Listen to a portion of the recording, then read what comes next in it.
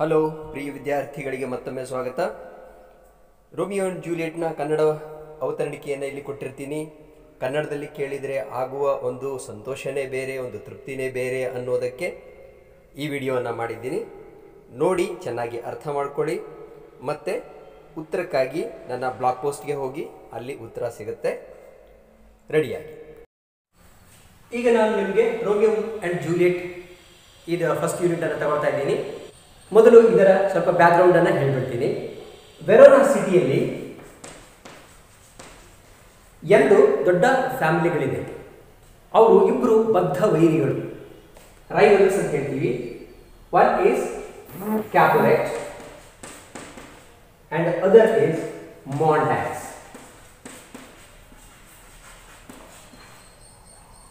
So ಕ್ಯಾಪುಲೆಟ್ಗೆ ಈಗ Juliet ಈ ಮನೆತನದಲ್ಲಿ, ಮಾಂಟೆಕ್ಸ್ಗೆ ರೋಮಿಯೋ. ಒಂದು ಬಾರಿ ಕ್ಯಾಪುಲೆಟ್ಸ್ ಮನೆಯಲ್ಲಿ ಒಂದು ಪಾರ್ಟಿಯನ್ನು ಅರೇಂಜ್ ಮಾಡಿರ್ತಾರೆ. ಅಲ್ಲಿ ಒಂದು ಮೆಸೇಜ್ ಸಿಗುತ್ತೆ ಇವನಿಗೆ, ರೋಮಿಯೋಗೆ. ತನ್ನ ಪ್ರೇಯಸಿ ಆಗಿರ್ತಕ್ಕಂಥ, ಗರ್ಲ್ ಫ್ರೆಂಡ್ ಆಗಿರ್ತಕ್ಕಂಥ ರೋಸಲಿನ್ ಅಲ್ಲಿ ಬರ್ತಿದ್ದಾಳೆ ಅಂತ ಇವನಿಗೆ ಸುದ್ದಿ ಗೊತ್ತಾಗುತ್ತೆ. ಇವನು ಎಂತಹ ಧೈರ್ಯಶಾಲಿ ಅಂದರೆ ಸ್ವಲ್ಪ ಹುಚ್ಚನೂ ಅನ್ಬೋದು. ಯಾಕಂತಂದರೆ ತನ್ನ ಲೈಫನ್ನೇ ರಿಸ್ಕ್ನಲ್ಲಿ ಹಾಕಿ ಇವಳನ್ನು ನೋಡೋಕ್ಕೆ ಅಲ್ಲಿಗೆ ಹೋಗ್ತಾನೆ. But he goes in disguise means ಮಾರುವೇಷದಲ್ಲಿ ಅಲ್ಲಿಗೆ ಹೋಗ್ತಾನೆ. ಅಫ್ಕೋರ್ಸ್ ಅವತ್ತು ಯಾರೂ ಅವನನ್ನು ಕಂಡು ಹಿಡಿಯಲ್ಲ. ಅಲ್ಲಿಗೆ ಹೋಗಿದಾಗ ಒಳಗಡೆ ಹೋಗಿ ಇವಳಿಗೋಸ್ಕರ ಹುಡುಕ್ತಾ ಇರ್ತಾನೆ. ಆಗ ಆಕಸ್ಮಿಕವಾಗಿ ಜೂಲಿಯೆಟ್ ಕಣ್ಣಿಗೆ ಬಿದ್ದುಬಿಡ್ತಾಳೆ. ಅವಳು ಎಷ್ಟು ಬ್ಯೂಟಿಫುಲ್ ಇರ್ತಾಳೆ ಅಂತಂತಂದರೆ ಇಡೀ ಜಗತ್ತನ್ನೇ ಮರೆತು ಬಿಡ್ತಾನೆ. ನಾನು ಯಾತಕ್ಕೆ ಬಂದಿದ್ದೀನಿ, ರೋಸಲಿನ್ ಹೋಗೇ ಬಿಟ್ಟರು, ತಲೆಯಿಂದ ಡಿಲೀಟ್ ಮಾಡೇ ಬಿಟ್ಟ.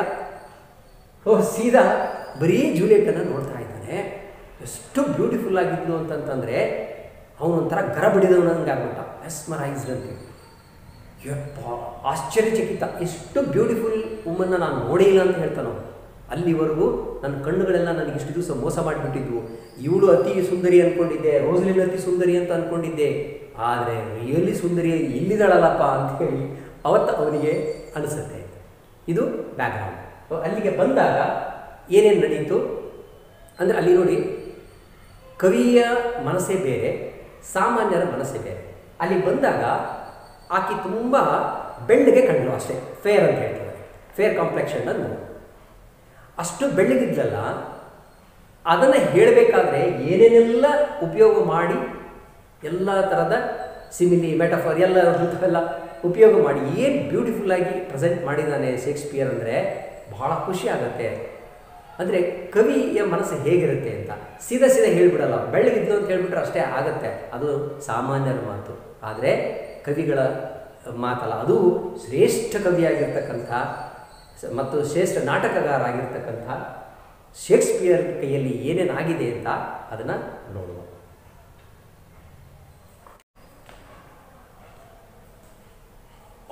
She doth teach. Doth teach means does teach.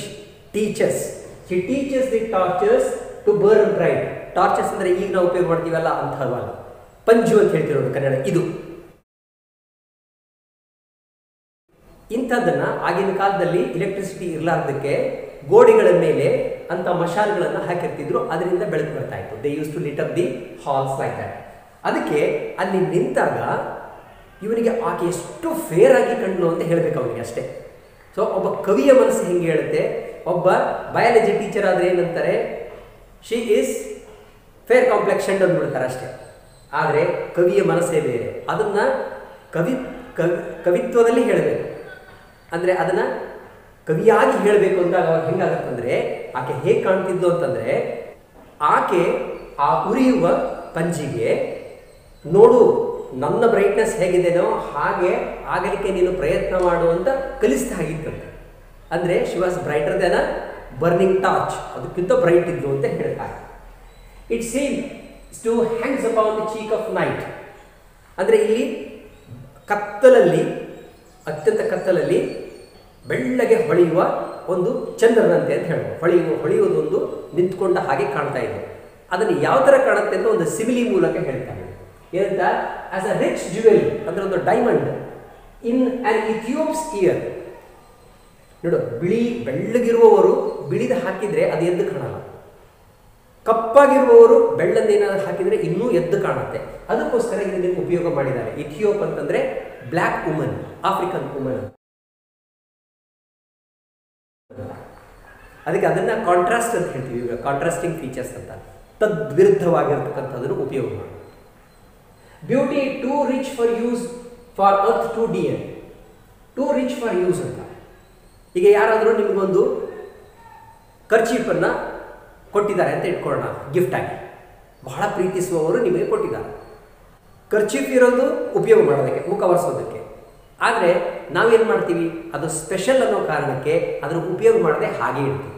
ಹಾಗೆ ಇವು ಎಷ್ಟು ಸುಂದರವಾಗಿದ್ರು ಅಂತಂದರೆ ಆಕೆನ ಉಪಯೋಗ ಮಾಡಬಾರ್ದಪ್ಪ ಅಂತ ಅನಿಸ್ತಿತ್ತಂತೆ. For earth to dear. ಎಷ್ಟು ಆ ಬ್ಯೂಟಿ ಎಷ್ಟು ಡಿವೈನ್ ಇತ್ತಂದರೆ ದೈವತ್ವ ಅದರಲ್ಲಿ ತುಂಬಿತ್ತು ಅಂತ ಹೇಳ್ತಾರೆ. ಅದಕ್ಕೆ ಆಕೆ ಸತ್ತಾಗ ಆಕೆನ ಹೂಳಲಿಕ್ಕೆ ಕೂಡ ಮನಸ್ಸಾಗಲ್ಲ ಮನುಷ್ಯರಿಗೆ, ಅಷ್ಟು ಇಲ್ಲದೆ. ಟು ಅರ್ತ್ ಟು ಡಿಯರ್ ಅಂತಂದರೆ ಹೂಳಲಿಕ್ಕೆ ಕೂಡ ಮನಸ್ಸಾಗಲ್ಲ, ಅಷ್ಟು ಬ್ಯೂಟಿಫುಲ್ ಇದ್ಲು ಅಂತ. ಸೋ ಶೋಸ್ ಅ ಸ್ನೋಯಿ ಡೋ. ಸ್ನೋಯಿ ಡೋ ಅಂದರೆ ಅತ್ಯಂತ ಬೆಳ್ಳಗಿರುವ ಪಾರಿವಾಳ. ಸ್ನೋ ಅಂತಂದರೆ ಹಿಮ, ಹಿಮದಂತಿರುವ ಪಾರಿವಾಳ. ಟ್ರೂಪಿಂಗ್ ವಿತ್ ಕ್ರೋಸ್. ನೋಡಿ, ಇಲ್ಲಿ ಕ್ರೋಸ್ ಅಂತಂದರೆ ಟ್ರೂಪಿಂಗ್ ಅಂತಂದರೆ ಅಲ್ಲಿ ಡಾನ್ಸಿಂಗ್ ಅಂತ ಹೇಳ. ಅಲ್ಲಿ ಟ್ರೂಪ್ ಅಂತಂದರೆ ನಡೆದಾಡೋದು, ಇಲ್ಲಿ ಡಾನ್ಸ್ ಮಾಡೋದು. ಅಂದರೆ ಆಕೆ ಡಾನ್ಸ್ ಮಾಡ್ತಿರುವಾಗ ಆಕೆಯ ಜೊತೆಗಿದ್ರಲ್ಲ ಅವರೆಲ್ಲ ಕಾಗೆಗಳ ಥರ ಕಾಣ್ತಾ ಇದ್ರು ಅಂತ ಹೇಳ್ತಾರೆ. ಅಲ್ಲರಿ, ಅವಳಿಗೆ ಬೇಕಾದ್ರೆ ನೀವು ಏನಾದರೂ ಅಂದ್ಕೊಡ್ರಪ್ಪ, ಎಷ್ಟಾದರೂ ಬೆಳಗಿದಾಳೆ ಅಂದರೆ ಡವ್ ಅನ್ಕೋ, ಏನೋ ಅನ್ಕೋ. ಪಾಪ ಉಳಿದ ಹುಡುಗಿಯರಿಗೆ ಕಾಗೆಗಳು ಅಂದರೆ ಇದು ಅನ್ಯಾಯ ಅಂತ ಅನ್ಸುತ್ತೆ ನನಗಂತೂ. So as yonder, that means there she looks as if this lady, that means Juliet, over her fellows' shoulders. Over her fellows' shoulders. Fellows means her mates, those who were there, her friends. So she was looking like a white doe among the black crows. Again, black and white contrast. The measures done. Done means anything finished. So measures done means here dance finished. When the dance is finished, I will watch her place of stand. ಈಗ ಮನುಷ್ಯನಿಗೆ ಒಂದು ಕೆಟ್ಟ ಗುಣ ಅಂತಲೇ ಹೇಳ್ಬೋದು. ಅದನ್ನು ನಾವು ಏನಾದರೂ ಒಂದು ನಮ್ಗೆ ಒಳ್ಳೆಯದಾದಾಗ ಅಲ್ಲಿಗೆ ನಾವು ತೃಪ್ತರಾಗೋದಿಲ್ಲ, ಅದಕ್ಕಿಂತ ಇನ್ನೂ ಸ್ವಲ್ಪ ಜಾಸ್ತಿ ಬೇಕು ಅಂತ. ಅದಕ್ಕೆ ನಾನಿನ್ನ ಮರೆಯಲಾರೆ ಫಿಲ್ಮಲ್ಲಿ ಒಂದು ಹಾಡಿದೆ, ಕಾಣದಿರೆ ನೋಡುವ ಆಸೆ, ನೋಡುತ್ತೀರೆ ಸೇರುವ ಆಸೆ ಅಂತ. ಕಾಣೋ ತನಕ ಕಾಣಬೇಕು ಅಂತ ಅನಿಸ್ತಿರುತ್ತೆ, ಕಂಡ ಮೇಲೆ ಹತ್ತಿರ ಹೋಗ್ಬೇಕು ಅನಿಸುತ್ತೆ. ಹಾಗೆ ಇವನಿಗೆ ನೋಡಿದ್ದು ಅಷ್ಟಕ್ಕೆ ತೃಪ್ತಿ ಆಗಲಿಲ್ಲ. No he wants to touch her. ಅದಕ್ಕೆ ಅಂದ್ಕೊಳ್ತಾರೆ ಆಕೆ ಎಲ್ಲಿ ನಿಂತ್ಕೊಳ್ತಾಳೆ ಅಂತ ಮೊದಲೇ ಗೆಸ್ ಮಾಡಿಕೊಂಡು ಅಲ್ಲಿ ನಿಂತ್ಕೊಂಡು ಬಿಡೋಣ ಅಂತ. ಯಾಕಂದರೆ ಆ್ಯಂಡ್ ಟಚಿಂಗ್ ಹರ್ಸ್ ಅಂದರೆ ಅವಳ ಕೈಗಳನ್ನು. ಮೇಕ್ ಬ್ಲೆಸ್ಡ್ ಮೈ ರೂಡ್ ಹ್ಯಾಂಡ್. ಇಲ್ಲಿ ರೂಡ್ ಹ್ಯಾಂಡ್ ಅಂತಂದರೆ ನನ್ನ ಒರಟಾದ ಕೈಗಳು. ಗಂಡು ಮಕ್ಕಳ ಕೈ ಒರಟಾಗಿರ್ತದೆ ಇನ್ ಕಂಪ್ಯಾರಿಸನ್ ವಿತ್ ಲೇಡೀಸ್. ಅವಾಗ ಮೈ ರೂಡ್ ಹ್ಯಾಂಡ್ ಅಂದರೆ ನನ್ನ ಈ ಒರಟಾದ ಕೈಗಳಿಂದ ಅಂದಾಗ ಆಕೆ ಕೈಗಳು ಹೇಗಿರಬೇಕಾಯಿತು? Soft hand. ಆಕೆಯ ಮೃದುವಾದ ಕೈಗಳನ್ನು ನಾನು ಮುಟ್ಟಿ ನನ್ನ ಕೈಯನ್ನು ಧನ್ಯ ಮಾಡ್ಕೊಂಡು ಬಿಡ್ತೀನಿ. ಮೇಕ್ ಬ್ಲೆಸ್ಡ್ ಅಂದರೆ ಧನ್ಯ ಮಾಡ್ಕೊಂಡ್ಬಿಡ್ತೀನಿ, ಅಂದರೆ ನನ್ನ ಕೈಗಳು ಆಕೆಯನ್ನು ಮುಟ್ಟಿದಾಗ ಧನ್ಯ ಆಗಿ ಹೋಗ್ಬಿಡ್ತವೆ ಅಂತ ಹೇಳ್ತಾರೆ. Did my heart love till now. ಈಗ ತನಗೆ ತಾನು ಪ್ರಶ್ನೆ ಮಾಡ್ಕೊಳ್ತಾನೆ, ಇಲ್ಲಿವರೆಗೂ ನಾನು ನಿಜವಾಗಿ ಯಾರನ್ನು ಪ್ರೀತಿಸಿದ್ನ ಅಂದರೆ ಪ್ರೀತಿಸಿಲ್ಲ ಅಂತಲೇ ಅರ್ಥ. ಅಂದರೆ ಇವತ್ತೇನಾಗಿದೆ, ಇವತ್ತೇನು ಅವನಿಗೆ ಫೀಲಿಂಗ್ ಬಂದಿದೆ, ಇದು ನಿಜವಾದ ಲವ್ ಅಂತ ಅವನಿಗೆ ಅನ್ನಿಸ್ತಿದೆ. ಅದಕ್ಕೆ ಹೇಳ್ತಾರೆ ಫೋರ್ಸ್ವೇರಟ್ ಸೈಟ್ ಅಂತಂದರೆ ಐಸ್, ಕೈ, ನನ್ನ ದೃಷ್ಟಿ, ನನ್ನ ಕಣ್ಣುಗಳು ಫೋರ್ಸ್ವೇರಿಟ್, ಇಲ್ಲಿವರೆಗೂ ನನಗೆ ಮೋಸ ಮಾಡಿದವು ಅಂತ ಹೇಳ್ತಾನೆ. ಅಂದರೆ ಮೇ ಬಿ ಇಲ್ಲಿವರೆಗೂ ಅವನು ತನ್ನ ಪ್ರೇಯಸಿ ಆಗಿರ್ತಕ್ಕಂಥ ರೋಸಲಿನ್ ನೋಡಿ ತನ್ನ ಇಡೀ ಲೈಫನ್ನು ರಿಸ್ಕಲ್ಲಿ ಇಟ್ಟು ಅವನೊಬ್ಬ ವೈರಿಗಳ ಮನೆಯನ್ನು ನುಗ್ಗಿರ್ತಾನೆ ಮಾರುವೇಷದಲ್ಲಿ. ಅಂದಾಗ ಆಕೆ ಎಷ್ಟು ಬ್ಯೂಟಿಫುಲ್ ಇದ್ದಿರಬಹುದು. ಆದರೆ ಈಗೇನು ಹೇಳ್ತಿದ್ದಾನಂದರೆ ಇಲ್ಲಿವರೆಗೂ ಅವಳು ಅಥವಾ ಇನ್ಯಾರು ಅವರು ಮೋಸ್ಟ್ ಬ್ಯೂಟಿಫುಲ್ ಅಂತ ನಾನು ಅಂದ್ಕೊಂಡಿದ್ದು ಸುಳ್ಳಾಯಿತು. ಅಂದರೆ ಇಲ್ಲಿವರೆಗೂ ನನ್ನ ಕಣ್ಣುಗಳು ನನಗೆ ಮೋಸ ಮಾಡಿದ್ವು, ಇವತ್ತು ನನಗೆ ನಿಜ ಗೊತ್ತಾಗ್ತಾ ಇದೆ. ಫಾರ್ ಏಕೆಂದರೆ because I never saw true beauty till this night. ಇವತ್ತಿನವರೆಗೂ ಇಂತಹ ಅದ್ಭುತವಾದ ಬ್ಯೂಟಿಯನ್ನು ನಾನು ಕಂಡೇ ಇರಲಿಲ್ಲ. ಅಂದರೆ ಇಲ್ಲಿವರೆಗೂ ತಾನೇನು ನೋಡಿದ್ನೋ ಅವ್ರು ಯಾರೂ ರಿಯಲಿ ಬ್ಯೂಟಿಫುಲ್ ಅಲ್ಲ, ಮತ್ತು ತನಗೇನು ಲವ್ ಆಗಿತ್ತು ಹಿಂದೆ ಅದು ಕೂಡ ನಿಜವಾದ ಲವ್ ಅಲ್ಲ. ಇವತ್ತು ಆಕೆಯೇ ಅತ್ಯಂತ ಸುಂದರಿ, ಮತ್ತು ಇವತ್ತೇನು ತನಗಾಗಿದೆ ಅದು ಮಾತ್ರ ಟ್ರೂ ಲವ್ ಅಂತ ರೋಮಿಯೋ ಹೇಳ್ತಾರೆ. ಈಗ ನಾಟಕ ಮುಂದುವರಿಯುತ್ತೆ. ಅಂದರೆ ಇವರಿಗೆ ರೋಮಿಯೋ ಮತ್ತು ಜೂಲಿಯೆಟ್ ಅವತ್ತು ನೋಡಿದಾಗ ಇವನಿಗೆ ಅಷ್ಟೇ ಅಲ್ಲ, ಅವಳಿಗೂ ಕೂಡ ಇವನ ಮೇಲೆ ಪ್ರೀತಿ ಅಂಕುರ ಆಗತ್ತೆ. ಆಮೇಲೆ ಜೂಲಿಯೆಟ್ಟಳ ನರ್ಸ್ ಮೇಡ್ ಇರ್ತಾಳಲ್ಲ, ಅವಳು ಇವರಿಗೆ ಹೆಲ್ಪ್ ಮಾಡ್ತಾಳೆ ಇಬ್ಬರಿಗೂ ಸೇರೋದಕ್ಕೆ. ಆಮೇಲೆ ಇವನು ರಾತ್ರಿಯಲ್ಲಿ ಇವರ ಮನೆಗೆ ನುಸುಳಿಕೊಂಡು ಬಂದು ಈಕೆಯನ್ನು ಭೇಟಿ ಮಾಡ್ತಾ ಇರ್ತಾನೆ. ಅದಕ್ಕೆ ಪ್ರತಿದಿನವೂ ಜೂಲಿಯೆಟ್ ಅವನಿಗೋಸ್ಕರ ಕಾಯ್ತಾ ಇರ್ತಾಳೆ, ನೈಟ್ಗಾಗಿ ಕಾಯ್ತಾ ಇರ್ತಾಳೆ. ಅದಕ್ಕೋಸ್ಕರ ಹೇಳ್ತಾಳೆ, ಕಮ್ ನೈಟ್, ಬಾರೋ ನೀನು ಅಂತ ನೈಟನ್ನು ಕರೀತಾಳೆ. ಯಾಕಂತಂದರೆ ಕಮ್ ರೋಮಿಯೋ, ನೀನು ಬಂದರೆ ರೋಮಿಯೋ ಬರ್ತಾನೆ. Thou thou means you, you day in night. ಎಂತ ಬ್ಯೂಟಿಫುಲ್ ಫ್ರೇಸ್ ನೋಡಿ ಇದು, ಡೇ ಇನ್ ನೈಟ್ ಅಂತ. ನೀನು ಒಂದು ತರಹ ನನ್ನ ಜೀವನದಲ್ಲಿ, ಕತ್ತಲಾದ ನನ್ನ ಜೀವನದಲ್ಲಿ ಬೆಳಕಿನಂತೆ ಬಂದಿದೀಯಾ ನೀನು. ಅಂದರೆ ಸಂತೋಷವನ್ನು ತಂದಿದೀಯಾ. ಮೊದಲು ನನ್ನ ಜೀವನದಲ್ಲಿ ಸಂತೋಷ ಇರಲಿಲ್ಲ ಅಂತ. For the will light upon the wings of night. ನೋಡಿ ಎಂಥ ಬ್ಯೂಟಿಫುಲ್ ಇಮೇಜರಿ ಕೊಡ್ತಾನೆ ಇಲ್ಲಿ. ಅವತಾರ್ ಫಿಲ್ಮ್ನಲ್ಲಿ ನೀವು ನೋಡಿರ್ತೀರ, ದೊಡ್ಡ ಹಾರುವ ರೆಪ್ಟೈಲ್ಸ್ ಇರ್ತಾವಲ್ಲ, ಅದರ ಮೇಲೆ ಕೂತ್ಕೊಂಡು ಹೀರೋ ಹೀರೋಯಿನ್ ಬರ್ತಾರಲ್ಲ, ಆ ಥರ